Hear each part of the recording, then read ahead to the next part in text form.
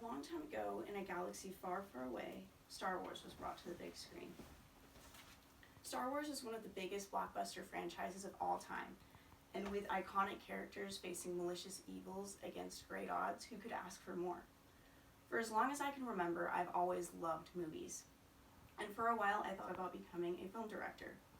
I loved looking at how a director could take a script and turn it into an amazing, eye-catching film. George Lucas is one director that I've always admired because of his game-changing creation of the infamous Star Wars franchise.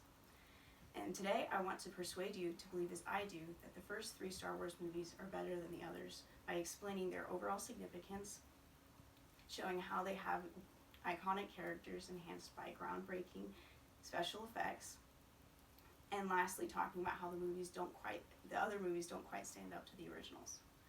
First, I want to give an overview of Star Wars and why these movies are ahead of their time. Star Wars: A New Hope, The Empire Strikes Back, and Return of the Jedi were both written and directed by George Lucas. And from my audience analysis on November 29th, I found that half of you haven't seen any of the movies, but I know that every one of you has at least heard of them. Iconic scenes from the original Star Wars trilogies show just how much of an impact they made on pop culture. From Darth Vader saying, "I'm your father," to the backwards way Yoda talks, it is almost impossible to believe that anyone hasn't heard of Star Wars. The most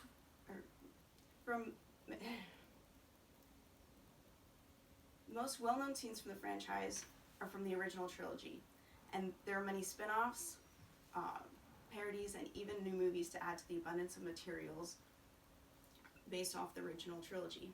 From Vulture magazine, an article published on December 2019 called "The Greatest 50 Star Wars Moments Ranked."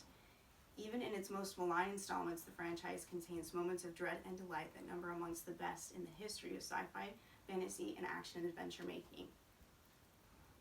The first movie was released in 1977, and from that point on, the film industry was changed forever. It won 7 Oscars, while the second and third movies won an additional 3. No other Star Wars movie got an Oscar, according to an article by Vulture called "From Robot Voices to John Williams, A History of Star Wars at the Oscars," and published on December 19th, 2019. Initially thought to be a failure, the movie's redefined blockbusters launched a science fiction boom and pretty much invented franchises. Because of how game-changing the series was, it is up for debate whether or not there will ever be a franchise as big as Star Wars, but it will always be the first of its kind. Second, I want to talk about the characters. Luke, Leia, Han, and Chewbacca are the heroes of the story, and each one of them have characteristics that make you want to root for them no matter what side they are on. While they are the protagonists, from the dark side comes Darth Vader, who's the major antagonist and probably the most iconic movie villain of all time. Between a giant battle of good versus evil, each character searches to find themselves. Originally meant for teens, the franchise encourages imagination and optimism and continues to stir curiosity in people of all ages. Because of how much this movie hit the hearts of its fans, it brought merchandising to a whole new level.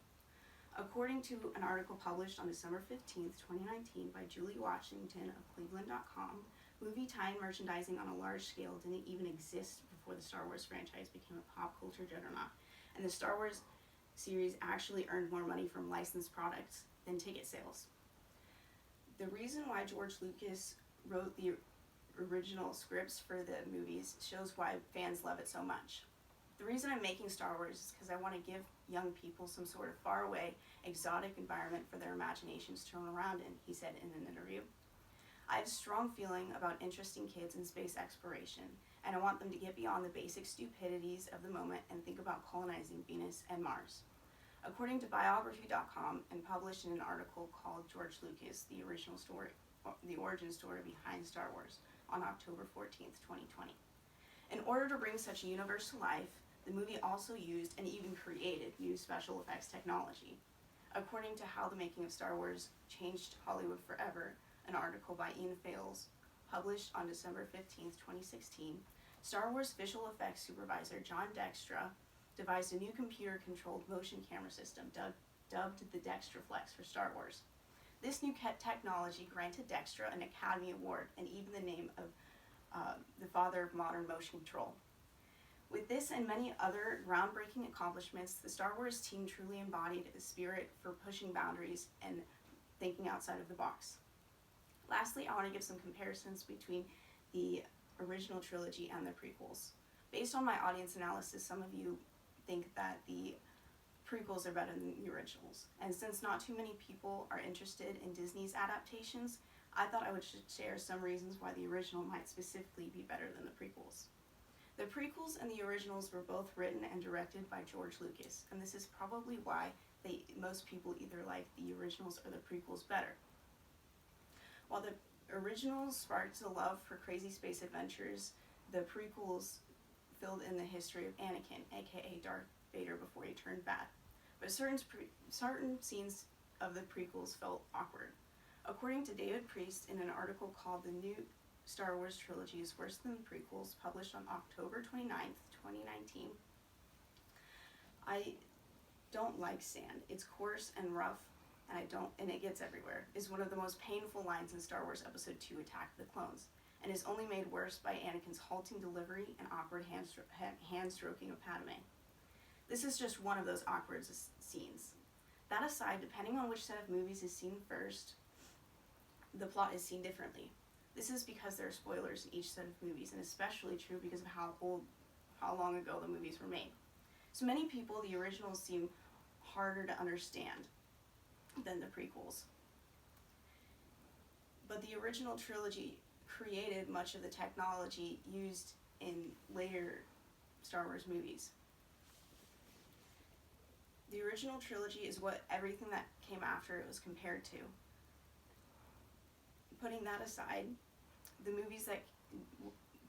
what movies came first, the most part the prequels aren't bad, and I used to even like them better than the originals. But there's just one thing that I can't quite get over. When the prequels first came out, there was great controversy over this one character. His name is Jar Jar Binks. Jar Jar Binks is a clumsy character that shows up throughout the prequel trilogy, and according to why Jar Jar Binks is the most hated character in Star Wars, an article published on July 4th, 2018 from a magazine called The Week, we know that Jar Jar's exaggerated features and clownish behavior drew comparisons to the mocking portrayals of black people in minstrel shows and even racist media.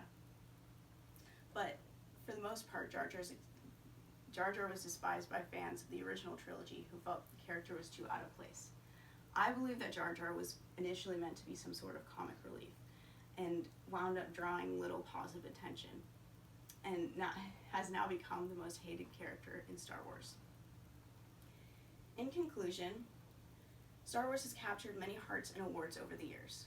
From kids playing with toy lightsabers to stormtroopers dancing on Britain's Got Talent, the impact of Star Wars has been exponential.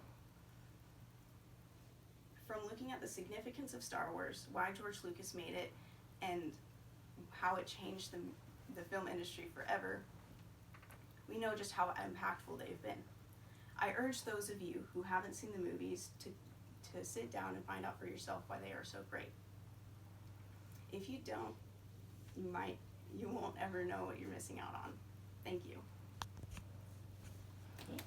Good job.